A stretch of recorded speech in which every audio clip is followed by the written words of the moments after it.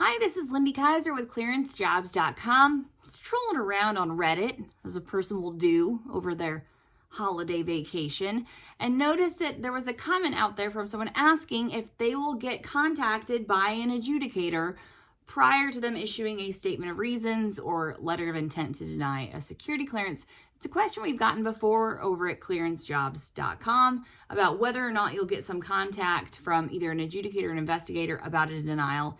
In general, no. It's also worth noting the statement of reasons is actually the notice of intention to deny. So it's not an actual denial. Your chance to respond through the process is through that statement of reasons.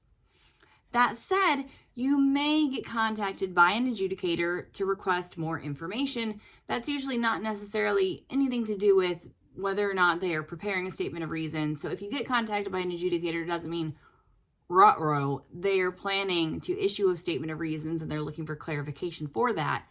But if there is some issue of fact or a detailed clarification, some confusion about something in the background investigator's report, you may be someone from DoD CAF or somebody from the adjudication facility processing your background investigation may reach out and contact you about that.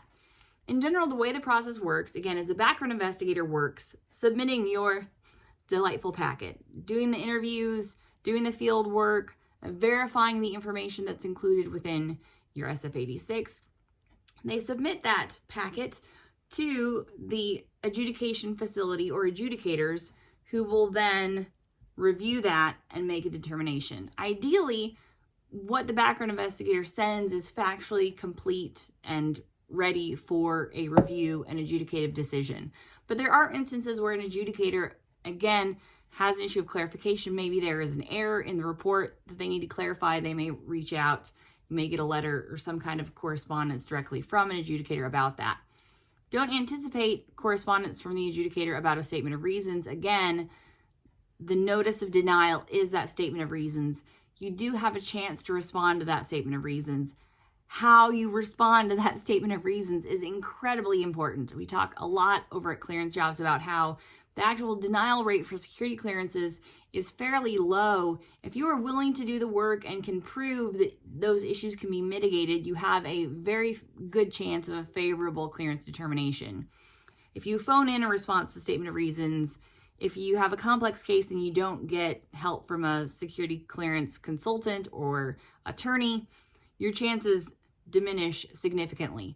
But again, just because you get a statement of reasons does not mean your clearance chances are sunk. Doesn't mean your clearance is denied. It's an intent.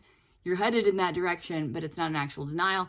The other thing, if you get contacted for some reason by an adjudicator, that also should not be a red flag to you that they're preparing to submit a SOR. They might just need to get something clarified as they're making their adjudicative decision.